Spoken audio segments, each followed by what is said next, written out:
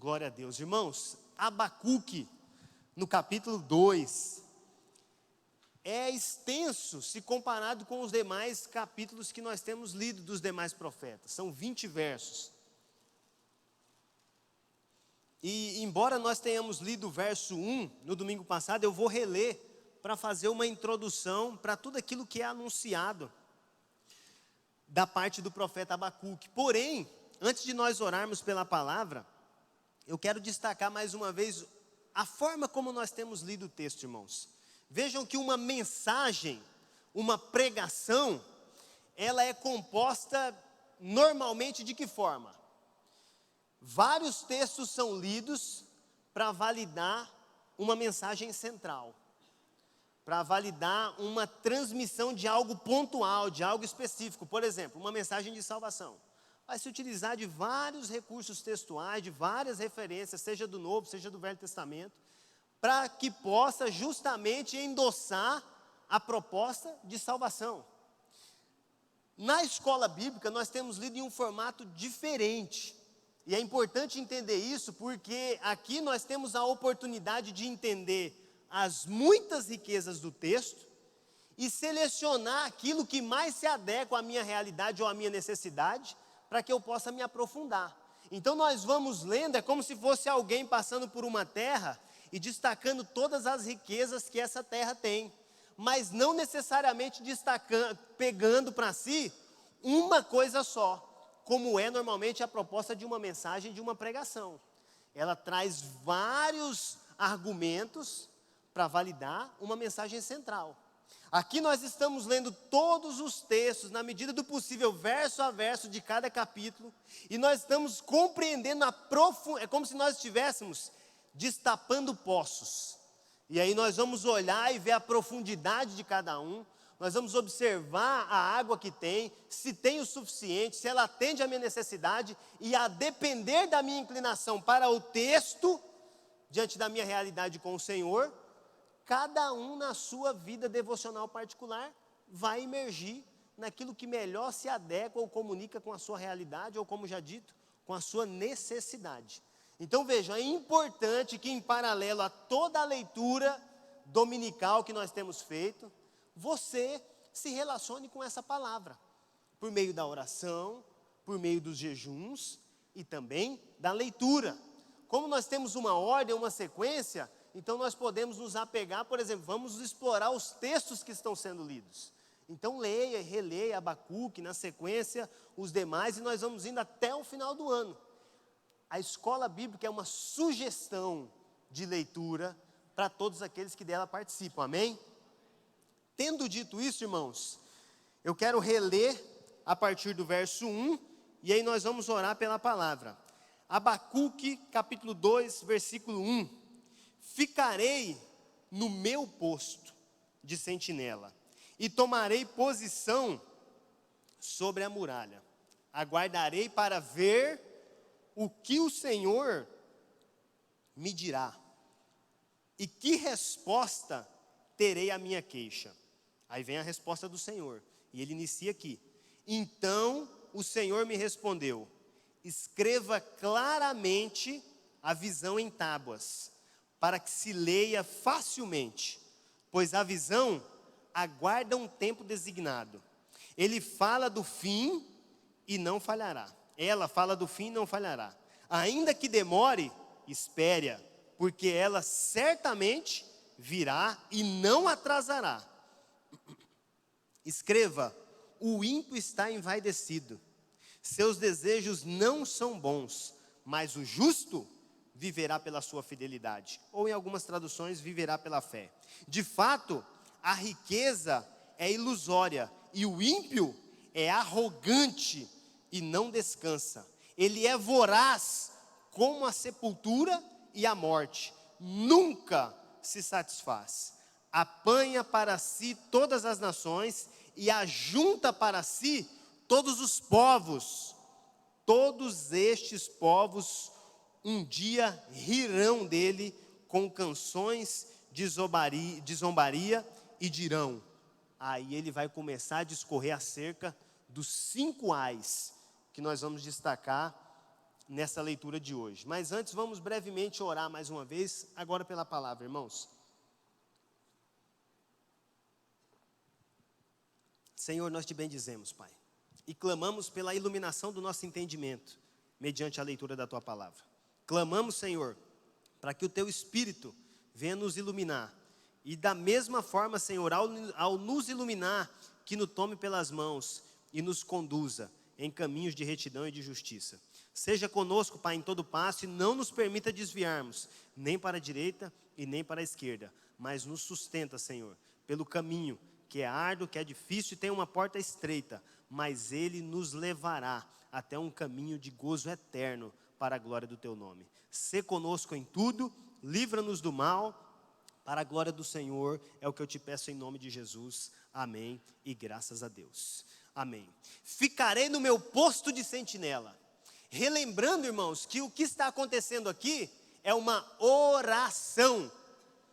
Abacuque é um profeta que, a partir da visão que Deus lhe dera, ele entendeu o terror, a dor daquilo que estava para sobrevir contra Judá, e então ele faz o quê? Ele vai orar. A vida de oração é indispensável.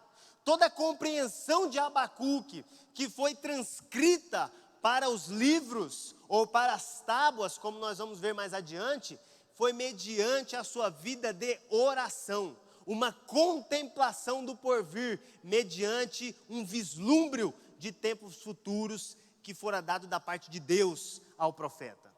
Não há outro lugar, não existe uma outra forma de se apresentar ao Senhor, senão pela oração, para que Ele venha testificar por meio do teu Espírito, aquilo que está reservado e separado para nós, nos dias do porvir. Embora já exista a revelação bíblica, que ela é definitiva, ela não está fora do tempo, ela é já determinada, mas nos desdobramentos da vida particular de cada um e também da igreja, o Senhor traz as revelações que dão direções para os nossos passos. Ah, então eu preciso ser profeta para orar e ter a revelação de Deus? Não. Na vida de oração, o Senhor nos agracia também com as suas visões, com as suas revelações, e isso não nos traz necessariamente a necessidade de sermos profetas, ou seja, ter o ministério profético, ou mesmo um dom profético, porque o Senhor se revela aos seus da maneira como lhe apraz, da maneira como lhe convém, porque Ele nos tem por filhos. E como diz João 15:15, agora já não vos chamo servos, mas vos chamo amigos. Essa é a nossa relação. É isso que a oração estabelece entre nós e o nosso Senhor. Agora vejam, à luz do verso, ficarei no meu posto esse de sentinela. Uma definição rápida, segundo o dicionário, acerca do sentinela, é um indivíduo que guarda a partir de uma posição, um cerco, um território. A definição exata é essa: indivíduo isolado que vigia ou vela um lugar. É também um soldado armado que vigia um posto. O profeta Abacuque, ele assume exatamente essa posição: ficarei no meu posto esse de sentinela, e tomarei posição sobre a muralha.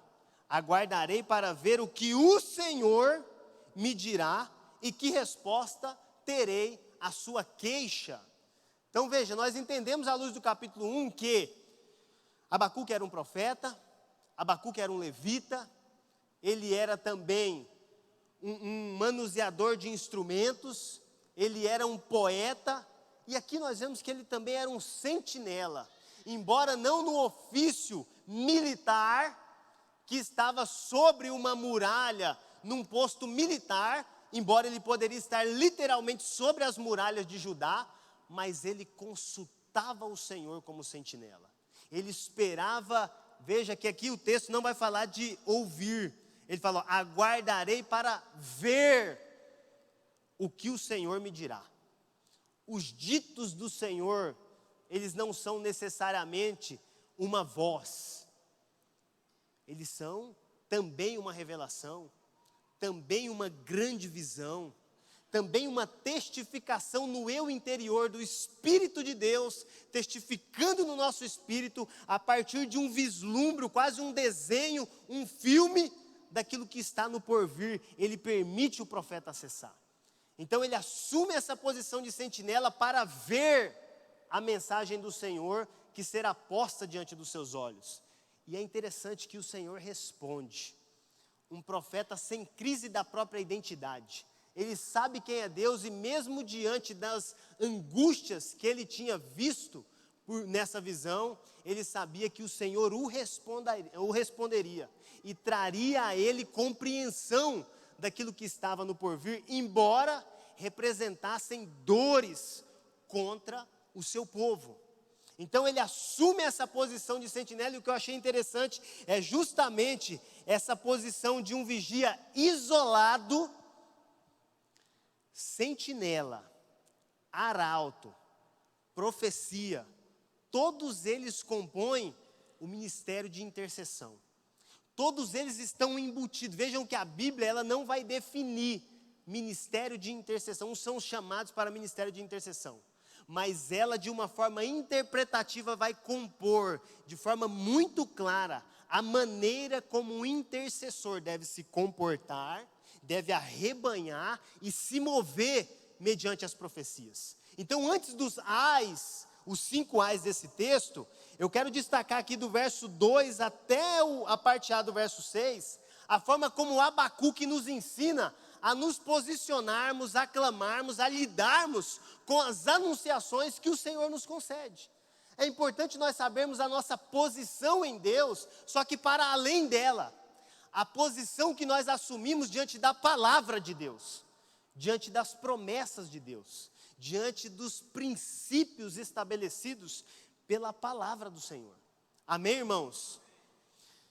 Verso 2, aí começa a resposta do Senhor. Então o Senhor me respondeu. Olha algo tremendo aqui. Escreva claramente a visão em tábuas, para que se leia facilmente. É esse aqui, Tita. Claramente em tábuas. Primeiro, por que a escrita? Por que de vez em quando o Senhor nos chama, não só para vislumbrar as profecias, mas para escrevê-las, registrá-las, deixá-las claramente expostas? Como que isso acontecia nos dias de Abacuque?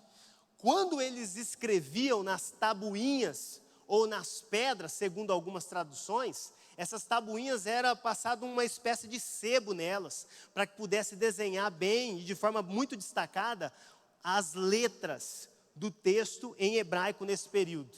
E quando era algo de muita importância, esses escritos em tabuinhas eram registrados e eram postos em um local público dessa cidade, para que todos que por lá passassem, vissem e soubessem daquilo que Deus anunciava. Hoje as redes sociais cumprem esse papel, porque todo registro por filmagem, ele pode ser posto como uma tabuinha nesse período e confirmar aquilo que Deus vem anunciando ao longo de tantos e tantos anos. Mas nesse período eram as tabuinhas que eram postas nesses locais públicos. E os arautos, que têm a função de gritar e anunciar estas mensagens, ou quando estão nas muralhas gritar guerra, perigo, violência, ou nos casos de cessação de guerra, o arauto vai gritar paz, acabou, nos rendemos ou vencemos. Nos períodos fora desses rumores, desses tremores todos, o que o arauto fazia? Vinha nesses locais públicos, pegava as tabuinhas e ia até as províncias, para os nossos dias, ia até os bairros mais distantes dessa mesma cidade e anunciava publicamente aquilo que estava nos escritos, nos centros públicos da cidade. Essa era a função do arauto. Porém, o profeta, ele estava com essa responsabilidade toda, mas em um contexto profético e voltado para a igreja, cumprindo a revelação do Senhor. Então, isso aqui é para dizer o quê? Que essa mensagem chegava para as cidades, mas sobretudo ela tinha uma ênfase na sua anunciação para os da casa. E o Senhor, por vezes, Ele nos chama para registrarmos, escrevermos, tecermos algo que nós estamos recebendo da parte do Senhor, porque isso em tempo devido cumprirá um papel, cumprirá um propósito.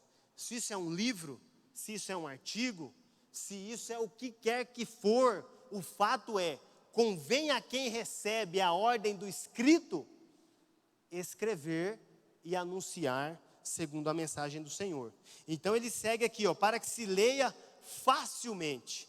O profeta pode ter escrevido junto com esses textos, ter colocado desenhos, como por esses dias agora eu vi um vídeo muito rápido, destacando as figuras que eram escritas, que eram desenhadas nas pedras, e que mesmo sendo figuras de muitos e muitos anos atrás, eu não lembro o dado, elas eram perfeitamente o desenho de tanques, de aviões, de helicópteros, e todas essas situações que nós só conhecemos nos dias de hoje, nesse tempo, mas elas são uma testificação daquilo que aquele povo, quem sabe, enxergou em caráter profético.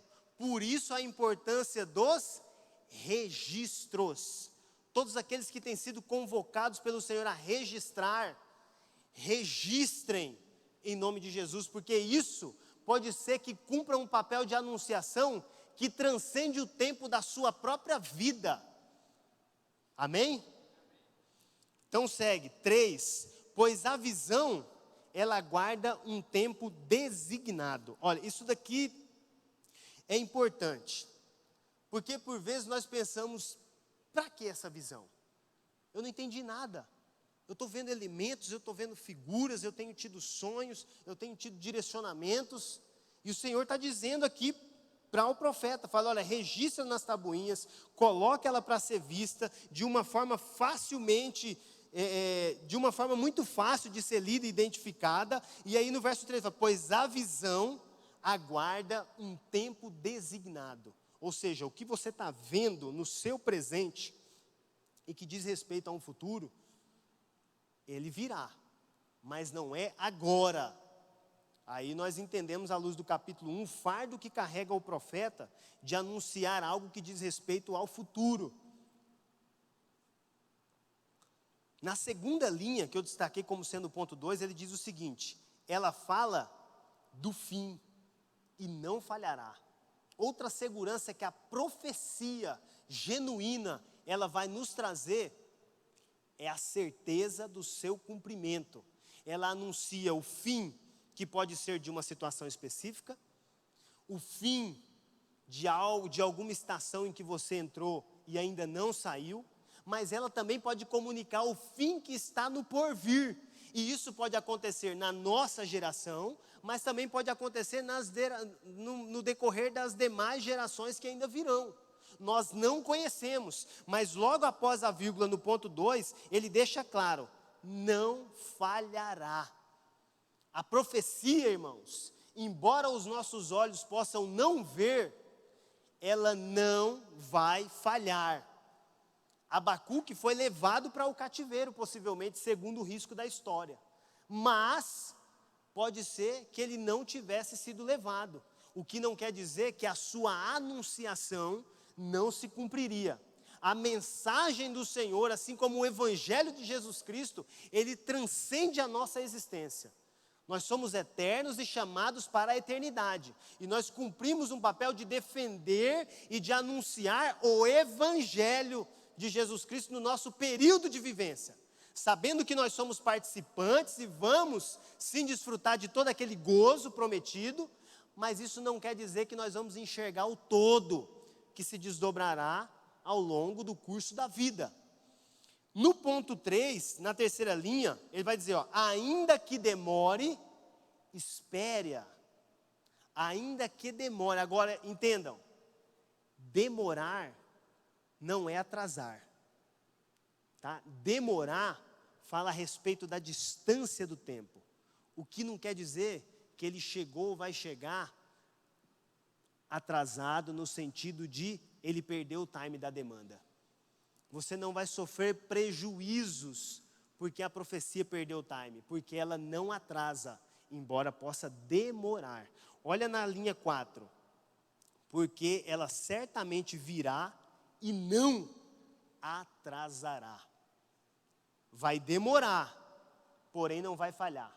Vai demorar, mas ela não vai atrasar.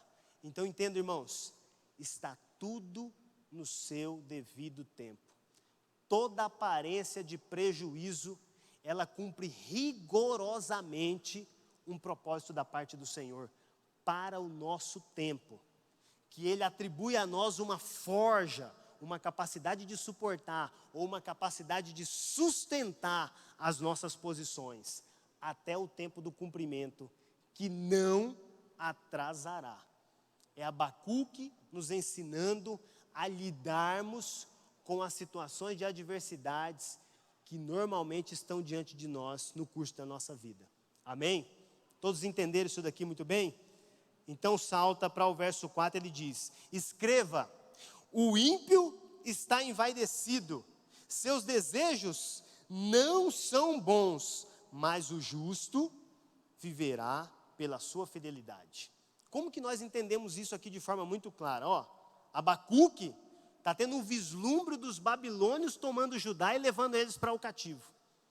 Como que vai ser traduzido uma visão que fala a respeito de não tardar, de não falhar, e aí ele ainda acrescenta o seguinte: mas o justo viverá pela sua fidelidade.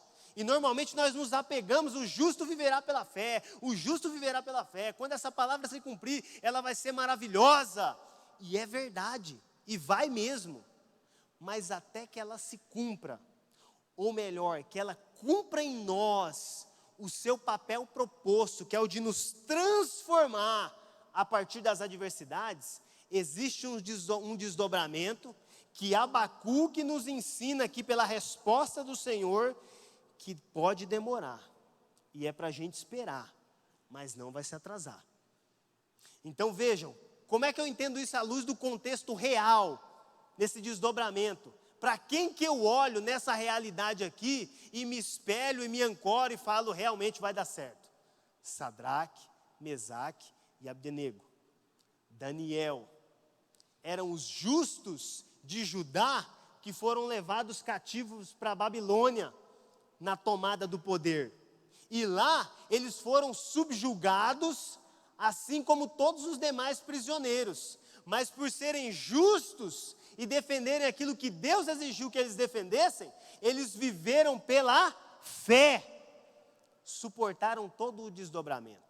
Alguns chegam a defender que Daniel, por exemplo, era castrado. Então, se Daniel era castrado, ele não tinha alguns prestígios de casar-se, ter uma genealogia, ter filhos. Se isso é uma realidade, ele tinha tido alguns dissabores em função do cativeiro. Mas, na contrapartida, em cumprimento de todas as promessas do Senhor, em especial essas de que o justo viverá pela fé, Daniel, ele passou por todos esses vales de uma forma louvável, ao ponto de o seu próprio livro, ou mesmo as citações acerca de Daniel, não mencionarem a sua conduta de pecado. Embora nós saibamos que ele era um pecador, a Bíblia não atribui a ele a desonra de narrar os seus pecados. Homem justo. Toda a trajetória de Daniel, assim como a trajetória de José, foi uma trajetória de excelência. E ele passou por desafios e vales, mas no tempo do Senhor ele foi posto para cumprimento de um propósito sobre muitos desse reinado babilônico. É o propósito de Deus se cumprindo mediante as adversidades. É o justo vivendo pela fé num caráter de excelência. Mas vejam que por um período passa-se por um processo amargo de dores. Abacuque é o profeta que é levado até o cativeiro, ele emerge. Daniel é o cara que, estando no cativeiro, ele supera e traz para o povo uma mensagem de alívio. Compreendi pelas Escrituras que se cumpriu o tempo, e ele começa a interceder e pedir perdão pelos pecados do povo até ser libertado do cativeiro. Há uma sucessão, há uma escala. Embora o Senhor nos torne participantes dessa obra, nós não somos um fenômeno de Deus destacado para esses dias. Nós cumprimos um papel que se assemelha à corrida de bastão. Nós vamos correr do ponto A até o ponto B, para passar o bastão para o outro, que vai do ponto B até o C, e vai seguindo constantemente até o final. Por isso que nós somos seres únicos, porém totalmente dependentes uns dos outros enquanto igreja. Por isso que não deve haver desavenças, problemas graves entre nós, problemas não tratáveis entre nós. Por quê? Porque nós somos interdependentes. Somos complementares nos nossos papéis, na nossa atuação. E somos todos ligados a uma única cabeça, Jesus Cristo nosso Senhor. Então, tendo o justo vivido pela fé, ele continua: de fato, a riqueza é ilusória, e o ímpio é arrogante e não descansa. Ele é voraz como a sepultura e a morte, nunca se satisfaz. Apanha para si todas as nações e ajunta para si todos os povos. Vejam que essa anunciação de Abacuque, ela está trazendo algo contra o povo de Deus, contra os de Judá, mas também contra os babilônios. Então, quando ele fala a respeito daqueles que estão falhos, daqueles que estão desalinhados, ele está falando dos seus, mas também do povo maldoso que lhe sobrevirá. E o texto por vezes oscila em seus apontamentos entre um e outro, mas o que precisa ficar claro para nós, irmãos, é justamente o fato de que nós, enquanto igreja, devemos sustentar os princípios do Senhor na nossa caminhada. Porque mesmo sendo igreja, se nós viermos a falhar e a pecar e agirmos como os injustos, nós sofreremos o dano da justiça, da ira de Deus. Ela é para todos. Ele é um Deus justo. E Ele toma inclusive os seus na sua ira, na sua justiça. É aquela máxima: a limpeza começa de dentro de casa, chegando até os derredores dela. Então, quando ele destaca aqui, que o ímpio ele nunca se satisfaz, ele fala que a riqueza é ilusória, que o ímpio é arrogante, que ele é voraz como a sepultura e a morte. A pergunta é: alguém já viu a sepultura se satisfazer? Alguém já viu o cemitério cansar de enterrar mortos? Uma sepultura falar: não suporto mais corpos sendo lançados nessa terra, sobre essa terra, ou dentro dessa terra. Ela nunca se sacia, ela sempre vai absorver. Do pó viemos e para o pó tornaremos, e o pó sempre nos absorverá. Essa é a expressão da insaciedade do ímpio. Essa é a forma como todo governante que não tem o Senhor como o seu governante, ele conduz todas as coisas. Ele está sempre querendo mais, ele quer sempre mais para si, e ele toma posses, ele toma bens, ele toma riquezas, mas ele também toma para si pessoas. Veja que no final aqui do verso 5, ele fala: olha, ele apanha para si, ele ajunta para si nações e povos, bens, propriedades, riquezas e pessoas, e indivíduos. Irmãos, eu não sei quantos de vocês estão acompanhando todo esse escândalo aqui de Hollywood, que está dando aí com rapper, e, enfim, um desdobramento grande. Qual que é o maior dano que nós vemos ali? Será que é o prejuízo das riquezas daqueles que têm muitos patrimônios? Não, porque essas riquezas, elas não se esgotam. O ponto todo é o dano que tudo aquilo promove a partir de uma cultura aos indivíduos. É a profundidade das feridas nas pessoas a partir de uma cultura, mediante comportamentos de escravidão. Todos aqueles e aquelas que foram violentadas, psicológicas, sexualmente, em todas aquelas festas. Olha para isso, desenvolve-se uma cultura travestida, uma cultura deturpada, que se repete em comportamentos, mas que tem um problema grave. Eles estão em um lugar de evidência, e eles têm a aparência de que eles são aqueles que definem a moda, ou os próximos passos, dos próximos dias, que envolvem, na verdade, décadas. São anos de uma cultura pervertida influenciando a nossa compreensão daquilo que nós devemos fazer, daquilo que nós devemos comprar, da maneira como nós devemos nos comportar, a partir daqueles que nós temos como os nossos ídolos. Olha a gravidade disso. Se não pela luz das Escrituras, como nós conseguiríamos processar todas essas coisas? Nós íamos encarar tudo isso como uma mera notícia, apenas uma notícia, mais uma notícia de tantas e tantas em meio a um emaranhado de entretenimento. À luz das Escrituras, nós compreendemos a perversidade de tudo aquilo que está no entorno e no coração do comportamento de cada um desses indivíduos, que a começar dos opressores e chegando até os oprimidos, são nada mais, nada menos do que um produto de Satanás, aonde eles mesmos se venderam em função da concupiscência dos seus olhos. Ou seja, o homem escravo dos próprios desejos, da própria busca por satisfação. Vamos entender isso melhor aqui à luz do decorrer do texto aqui. E ele fala, eu destaco mais uma vez, olha, de fato a riqueza é ilusória, e o ímpio, ele é arrogante, e não descansa. Olha o que o texto está dizendo acerca de não descansar dentro do comportamento do ímpio. O ímpio é um ser insaciável diante das suas ganâncias, diante do seu querer mais e mais e mais e mais. Só que ele expressa uma aparência de virtude. Cara trabalhador, esse aí é dia e noite, ó, no batente. Mas por quê? Porque isso é propriamente uma virtude vindo da parte do Senhor? Não. Isso é uma má compreensão. É um travestimento da virtude de Deus. Por quê? Porque nenhuma virtude de Deus, ela te aprisiona ao trabalho, embora o Senhor nos chame para ser excelentes. Porque aqueles que têm sido excelentes em nome do Senhor, entendem que isso é mediante a graça. É um esforço suficiente para alcançar resultados extraordinários. Aqui nós percebemos a glória de Deus sobre os resultados extraordinários. Eu me esforcei na medida devida, necessária, suficiente, e o Senhor atribuiu glória a todos os resultados que eu obtive. Aqui está o favor de Deus. Aqui existe harmonia, aqui existe liberdade de apreciação, conforme nos ensina o livro de Eclesiastes.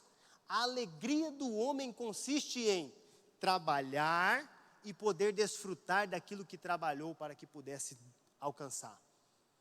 É você ter um carro e andar nele.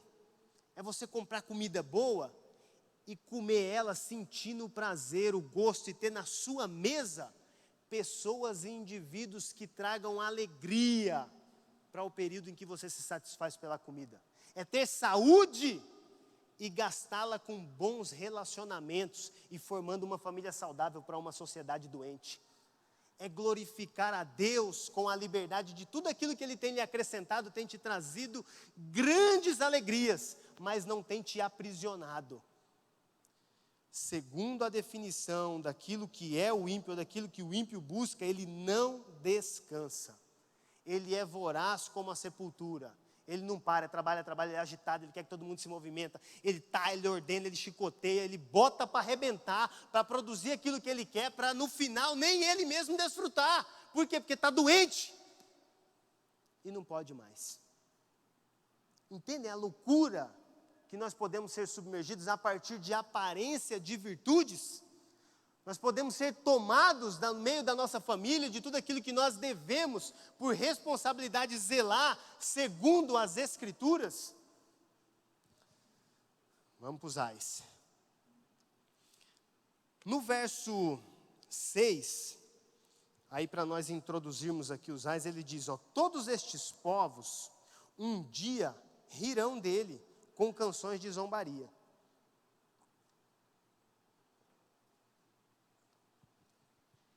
Aí ele começa a discorrer acerca desses ais. O primeiro é, ai daquele que amontoa bens roubados e enriquece mediante a extorsão. Até quando isto continuará assim? É o Senhor, na sua revelação, na sua resposta a Abacuque, fazendo um questionamento para a reflexão do profeta, mas também para a reflexão de todos aqueles que recebem essa mensagem da parte do Senhor. Não se levantarão de repente os seus credores? Não se despertarão os que fazem tremer?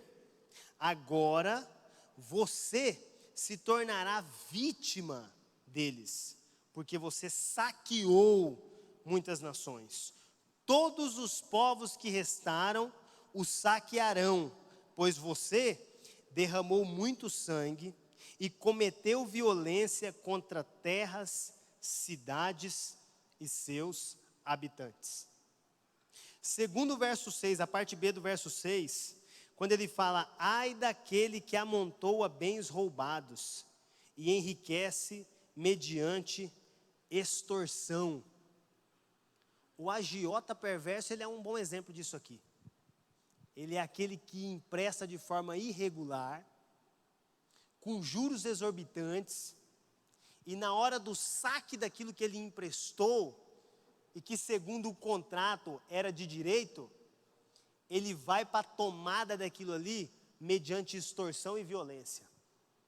Ah, mas é só para quem não paga em dias. Mas a tramitação do dinheiro nesse formato já é por si só algo falho, algo errado. Isso caracteriza algo que as nações cometiam contra aquelas a quem eles tomavam posse: as extorsões. Quando o Egito vinha até Judá e cobrava deles tributo, e eles pagavam com os óleos, com as mirras, com os aloés, com as especiarias que só o povo de Israel é quem detinha, quem manuseava, eles cobravam além daquilo que lhe era devido. Eles mandavam muito mais, porque eles apresentavam como sendo uma forma de aliança, era um meio de maquiar aquilo que era uma extorsão do povo do Egito contra os de Judá. Então eles tomavam além da medida. E o Senhor faz um questionamento: até quando vocês, ó nação, continuarão assim? Porém, esse mesmo comentário no primeiro ai, ele cabe para os de Judá, que no seu pecado, na sua idolatria, eles faziam dessas alianças pretextos para pecarem contra Deus nas suas adorações e nos seus cultos pervertidos. Então eles entregavam algo, olha isso aqui, irmãos, eles pagavam com óleo algo que compunha o rito que glorificava o nome do Senhor pelo culto, mas eles usavam para pagar a extorsão que as outras nações cobravam deles. Eles estavam retirando do culto, do templo do Senhor, algo que compunha a manifestação da glória de Deus. Tudo aquilo que era usado para o culto, para que o culto tivesse um valor, para que o culto cumprisse o rito, a lei mosaica, eles retiravam de lá e pagavam às nações com quem eles tinham alianças de extorsão. O Senhor está se voltando contra Judá, contra os babilônios e contra todos os demais que serão destruídos na sequência. A partir do verso 9, aliás, na parte B do verso 8 aqui, ele fecha esse primeiro ai dizendo: pois você derramou muito sangue, cometeu violência contra terras, cidades e habitantes. Ou seja, os babilônios, nas suas artimanhas de guerra, na sua perversidade, eles feriram não só os de Judá, eles feriram a terra, ou seja, a agricultura eles devastaram. Nós vimos isso à luz do capítulo 1. As cidades eles tomaram e incendiaram todas, e por fim tomaram seus habitantes. E aqueles que não foram mortos foram levados para o cativo para serem humilhados. Eles acabaram com tudo. E isso também configura uma extorsão diante do Senhor. O segundo ai, que é a partir do verso 9, ele diz: ai daquele que obtém lucros injustos para a sua casa. Olha a revelação de Deus adentrando para além das relações, das relações diplomáticas. Ele fala: olha, para pôr seu ninho no alto e escapar das garras do mal. Aqui fica uma sugestão do EIFOL, a partir do dia 18 do mês 11 agora, que vai falar justamente acerca de todo tipo de apropriação indevida, da necessidade que nós temos de libertação em função também das más aquisições. Tudo aquilo que é todo recurso que foi adquirido de forma indevida e que compõe aquilo que nós temos hoje como sendo algo da nossa segurança ou do nosso conforto, isso representa algo que diante do Senhor requer de nós justiça. Toda cidade fortificada a partir do sangue dos outros. Venezuela tem tido um governo fortificado a partir de muitas prisões, de muito derramamento de sangue, de muitas perseguições, de uma tomada de poder. O que está separado para esse governo? Para esse governo que se apropria de forma indevida a partir de lucros injustos e forma e constrói as suas casas. Com certeza isso é uma resposta clara para o nosso coração.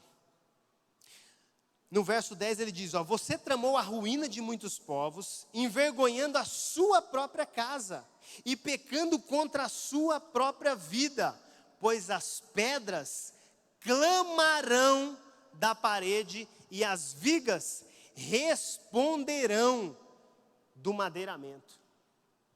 É o que aconteceu lá num reinado posterior ao de Nabucodonosor, quando aquela mão apareceu com uma escrita na parede, requerendo a morte daquele rei, porque ele tinha tomado as taças do templo do Senhor e tinha servido bebida para ele, para os seus conservos, para as suas mulheres e para as suas concubinas. Uma apropriação indevida daquilo que era consagrado para o Senhor, estava requerendo, estava cobrando daquele rei o juízo, a justiça, em função da sua apropriação indevida. Sabe, irmãos, aqui cabe uma avaliação muito minuciosa do que nós temos adquirido e a partir de que tipo de lucro. Ou não propriamente dos lucros, mas das vantagens das quais nós temos nos apropriado. Ela tem custado o quê para a pessoa de quem nós recebemos a paga? Quais têm sido as nossas formas de relações contratuais? De que maneira nós temos prestado serviço para recebermos o lucro devido? A partir desse lucro, o que nós temos colocado dentro das nossas casas? Isso daqui pode justificar, sabe o quê?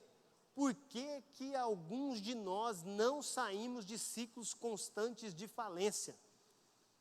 E eu não vou entrar nesse mérito porque é no EIFOL que a gente aprende essas coisas. É em estudos de libertação e cura que há um detalhamento, um aprofundamento acerca dessas questões. Mas o fato é que a Bíblia ela já aborda isso ainda que de forma panorâmica. Porque aqui está relatando justamente que as vigas do madeiramento responderão contra você. Está em Daniel no capítulo 5. Se você quiser anotar aí, depois você lê o capítulo inteiro. Daniel no capítulo 5. Esse requerer daquilo que nós temos adquirido de forma indevida, mediante a exploração dos nossos irmãos, quem sabe. Ou, se não dos nossos irmãos, de todos aqueles com quem nós nos relacionamos. E a partir disso, nós temos construído riquezas e riquezas e riquezas, mas elas não significam nada. Olha no terceiro ai. Ai daquele que edifica uma cidade com sangue e estabelece com crime. Acaso não vem do Senhor dos exércitos, ou seja, do Sabaote, que o trabalho dos povos seja só para satisfazer o fogo, e que as nações se afadiguem em vão?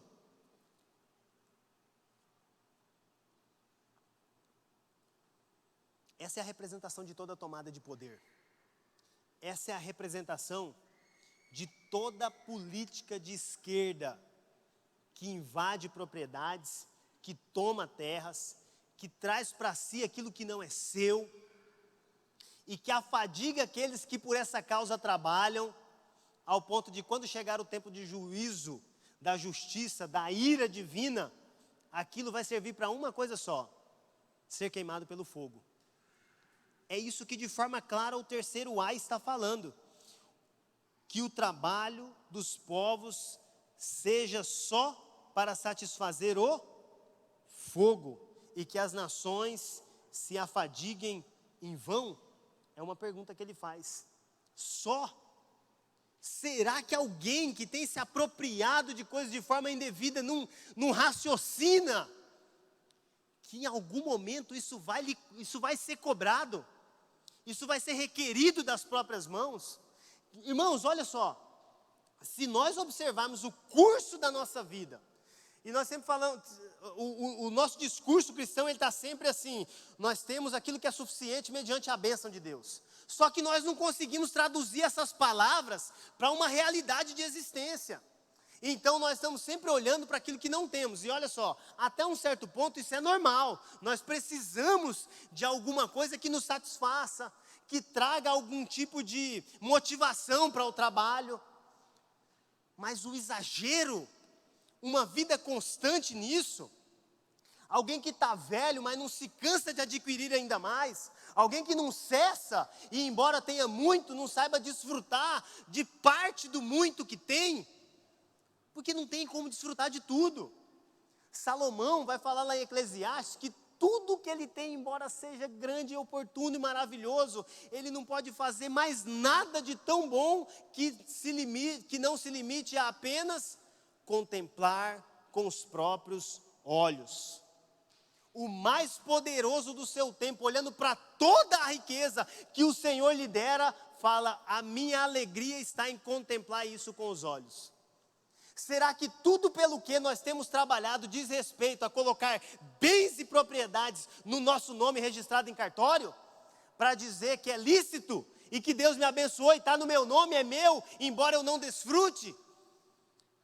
A alegria do cristão, irmãos, está em desfrutar de tudo aquilo pelo que nós temos trabalhado para adquirir.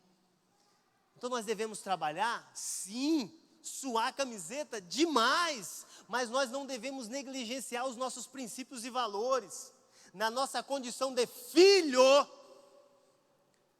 o primeiro ponto de alegria e satisfação, e só quem é pai vai entender, é um relacionamento saudável com os filhos. Mas qual que é o ponto? Relacionamento. Da mesma forma, isso se replica para as demais relações da nossa vida. Aí nós vamos falar da irmandade, da comunidade. O relacionamento que nós aprendemos e temos tido diante de Deus é aquele que vai basilar as nossas relações com os nossos irmãos. Quer seja aqui na igreja, quer seja fora dela, quer seja em meio aos nossos entes queridos, os nossos familiares. Mas é o relacionamento. Então, desfrutar do todo que Deus tem nos oportunizado, a começar pelas boas relações, é isso que pauta uma vida saudável do cristão maduro. E não essa coisa pervertida que o texto está denunciando. Fala: olha, ele edifica a cidade com sangue, ele estabelece com crime. Acaso não vem do Senhor dos Exércitos que o trabalho dos povos seja só para satisfazer o fogo? E que as nações se afadiguem em vão, mas a terra se encherá do conhecimento da glória do Senhor, como as águas enchem o mar. A manifestação da ira de Deus diante desses acontecimentos de injustiça, elas visam a tomada do poder da mão do homem e devolvida para a mão do Senhor, e com essa manifestação de ira, Ele traz para si a glória que lhe é devida constantemente para todo sempre.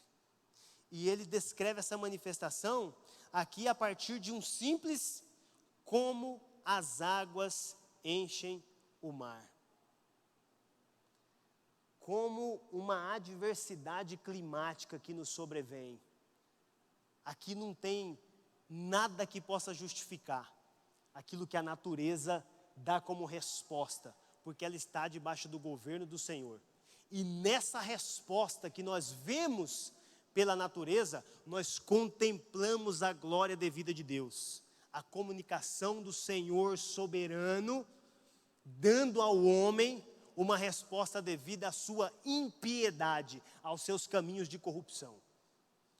Agora, irmãos, não precisa ser exegeta e nem precisa de profecia para nós entendermos que situações graves como essa, elas estão preparadas para nós.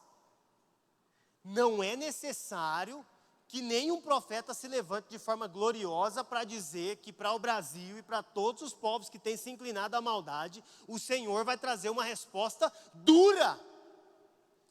E que ela vai se manifestar, a começar pela igreja, contra aqueles que se dizem igreja, mas não são. Aí nós nos apegamos àquilo que aprendemos, que o justo viverá da sua fé. Momentos de adversidade, eles revelam os corações. E nele nós temos a oportunidade de desfrutar das providências do Senhor. Aqueles que estão bem diante de períodos de adversidade, ele também te traz uma oportunidade de contribuir com as dores daqueles que estão sofrendo. Por isso que o corpo ele é complementar na sua relação. E ele, embora independente, ele se torna interdependente, quando um depende daquilo que o outro tem como riqueza dada da parte do Senhor. E o Senhor tem muitas riquezas e que vão além de recurso financeiro monetário. Às vezes a maior riqueza que o indivíduo tem é uma palavra. Às vezes a maior riqueza que o indivíduo tem é a sua fidelidade, é a sua capacidade de receber. Como a pastora faz isso muito bem, de forma excelente. É o abraçar, é o cuidar, é o zelar, é apresentar ao outro algo na medida da sua necessidade. Quarto ai. Ai daquele que dá bebida ao seu próximo, misturando-a com o seu furor, até que ele fique bêbado, para lhe contemplar a nudez. Beba bastante vergonha em vez de glória. Sim, beba você também e exponha-se. A taça da mão direita do Senhor é dada a você. Muita vergonha cobrirá a sua glória. A violência que você cometeu contra o Líbano, ou seja, contra a Judéia, contra Jerusalém, o alcançará. E você ficará apavorado com a matança que você fez de animais. Pois você derramou muito sangue e cometeu violência contra terras, cidades e habitantes. Irmãos, o que o Senhor está desenhando na cabeça do ímpio aqui, é justamente uma figura que não vem do céu, mas que ela representa, na verdade, nada mais do que um espelho. Para o pavor do ímpio, o Senhor precisa apenas lhe rememorar aquilo que ele construiu no passado. Para dar clareza ao ímpio da dimensão da ira de Deus, o Senhor apenas traz iluminação ao seu entendimento, para que ele olhe para o que ele construiu mediante os seus passos e se assuste, porque o Senhor dá garantias pela sua palavra, que esse mal lhe sobrevirá. Olha que balizador para as nossas condutas. O que ele fala para nós não nos alegrarmos com a morte do ímpio? Não é assim que a Bíblia nos ensina? E por que não nos alegrarmos com a morte do ímpio? Porque o ímpio morreu segundo aquilo que ele mesmo construiu. E o Senhor fala para a igreja e alerta, fala, olha, vocês não se alegrem porque a sua alegria contra eles é algo que pode se opor a você lá na frente. Então nós somos chamados para relações saudáveis, inclusive nos momentos de nós abraçarmos e ombrearmos aqueles que são injustos, mas na oferta do amor. Aí Paulo vai discorrer muito bem acerca do amor, que não devamos nada a ninguém que não seja o amor. Essa é a resposta. de Deus por meio da igreja para um povo ímpio. Aí eu te pergunto aqui, e isso é polêmico, né? O que o Malafaia tem despejado nos seus vídeos? Como igreja. Estou usando uma figura pública, irmão, para ficar claro o recado. Não é para apontar ninguém. Entende? Como igreja, que tipo de liderança nós temos nos espelhado e então repetido nos nossos comportamentos? Que tipo de vida cristã eu tenho construído, tendo nas minhas mãos o livro da verdade, a palavra da verdade? Aqui é o quarto ai, se manifestando com toda essa denúncia que garante. Aí tem as partes contextuais, que quando ele fala bem assim, olha, no verso 17, você ficará apavorado com a matança que você fez de animais, pois você derramou muito sangue, cometeu violência contra terras, cidades e seus habitantes. Os babilônios, embora eles tomassem o melhor da terra para escravizar e humilhar, a cidade em si era completamente destruída. E isso envolvia pessoas, isso envolvia plantações, e isso envolvia também todos os animais. Com toda a crueldade, ele acabava com toda a espécie de vida que não lhe servia. Os assírios, os ninivitas, eles devastavam tudo. Pessoas, as terras, as plantações, as construções, tudo. Os babilônios, eles pegavam o melhor dessa terra para si. Mas aquilo que eles não consideravam algo bom para satisfazer os seus desejos e as suas necessidades sádicas, inclusive, eles acabavam com tudo. Então aqui também implica um grande derramamento de sangue. Olha, se nós fizermos uma análise panorâmica rápida do que é a guerra da Rússia contra a Ucrânia, ou o que é a guerra de Israel agora contra o Irã, ali na faixa de Gaza, nós vamos perceber que um está lutando para destruir o outro, enquanto um luta para sobreviver e defender aquilo que é seu. O que tem de justo nisso? E para qual lado o Senhor vai pesar a sua justiça e vai trazer o alívio? Para aquele que tem lutado para defender o que é seu e os seus, ou aquele que tem tentado matar o outro e tomar aquilo que é seu? Não precisa ser nenhum cientista de guerra para poder ter uma avaliação rápida, mínima. E agora, como é que isso tem que reverberar contra nós, irmãos? Porque isso tem que ser voltado com um olhar contra nós, ao observarmos a nossa trajetória. Tudo aquilo que eu produzo e a maneira como eu me relaciono, eles participam, eles contribuem para a glória de Deus, ou eu sou alguém que tem caminhado nos moldes dos babilônios? Aí vem o quinto ai para finalizar. Começa do verso 18, embora o ai mesmo esteja lá no verso 19, a palavra ai, né? De que vale uma imagem feita por um escultor, ou um ídolo de metal que ensina mentiras? Pois aquele que o faz, confia em sua própria criação, fazendo ídolos incapazes de falar. Ai daquele que diz à madeira, desperte, ou a pedra sem vida, acorde. Poderá o ídolo dar orientação? Está coberto de ouro e prata, mas não respira. O Senhor, porém, está em seu santo templo. Diante dele, fique em silêncio toda a terra. O Senhor está acusando a idolatria. O Senhor está acusando a idolatria que pode ser montada a partir de ídolos, como nós temos as imagens de santos, mas também como nós vimos a exemplo dos babilônios, que adoravam as suas redes, que eram o seu instrumento de dominar os povos. A idolatria, ela se configura em objetos inanimados, mas ela também se configura ao olharmos para um indivíduo e atribuirmos a eles uma glória que supera a glória que deve ser dada apenas a Deus. Aqui nós podemos enxergar aqueles que se dispõem a ser dominadores de massas, querendo para si a glória de grandes líderes ou de grandes gurus espirituais, que querem dominar aqueles que se achegam até ele, dando não palavra do Senhor, mas palavra de comando. Idolatria, irmãos.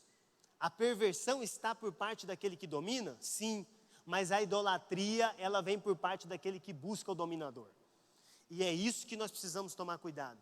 É para essa liberdade de situações e de pessoas que o Senhor nos chama por meio do Evangelho. É para isso. Olha lá na Diana dos Efésios, lá no livro de Atos, que os ourives foram reivindicar que esse Paulo, por meio da sua crença, ele tem tirado de nós o lucro que nós, enquanto artífices, temos tido.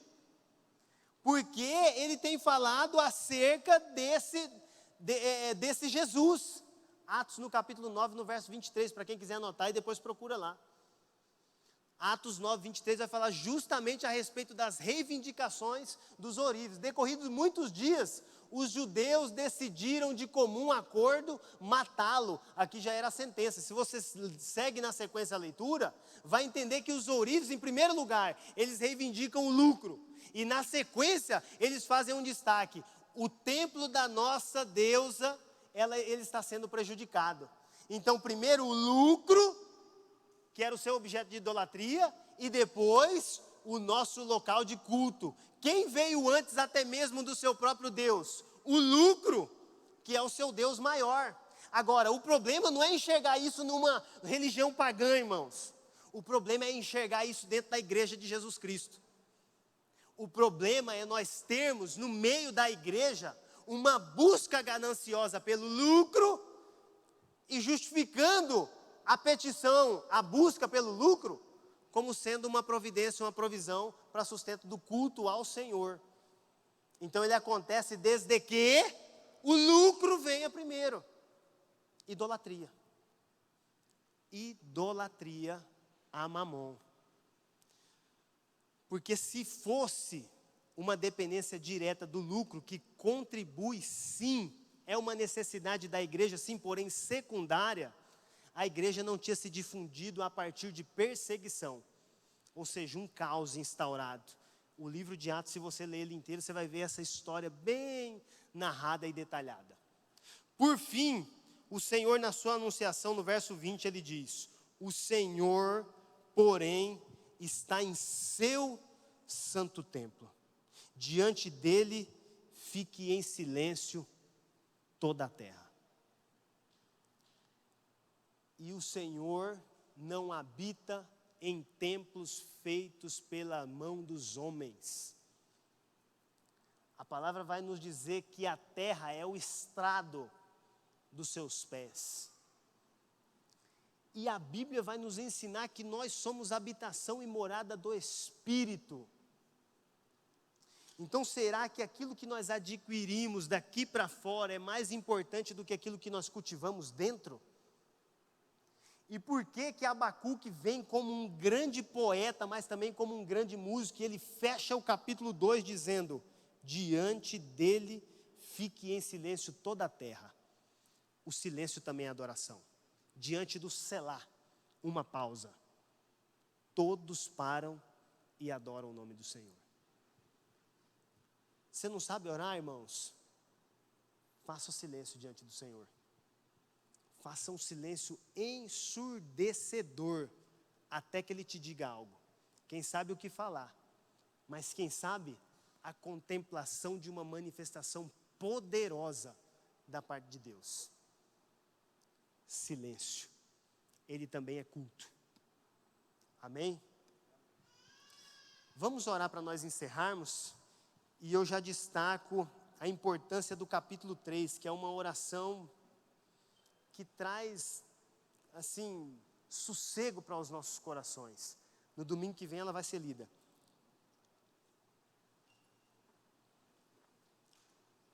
E eu quero orar pela sua vida de oração hoje. Quero orar pelo que você ora, pela forma como você se posiciona diante do Senhor. Porque toda posição diante do Senhor, ela pode ser traduzida como uma oração. Amém? E se você não sabe como orar, lembre-se, o silêncio é também uma adoração por contemplação. Amém? Feche seus olhos, curve sua cabeça. Senhor, nós te exaltamos. Nós te adoramos. Nós buscamos palavras, mas também nós chamamos o silêncio que há em nós. Nós clamamos pela iluminação do nosso entendimento. Nós clamamos pelo silenciar das nossas palavras, porque elas representam o tumulto dos nossos pensamentos e a fadiga dos nossos corações. Nos ensina a nos silenciarmos diante do Senhor, para que nós não venhamos a perder nada daquilo que o Senhor tem dito a nós. Pai, interrompa a confusão da nossa mente e que ecoe diante do Senhor a nossa obediência, que ela também se revela por meio do silêncio.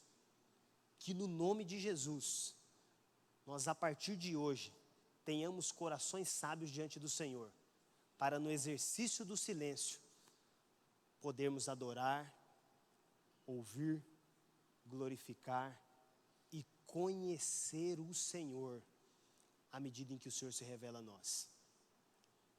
Em silêncio, Senhor, nós encerramos essa oração. Em silêncio, Senhor, nós nos reservamos às nossas casas, em nome de Jesus.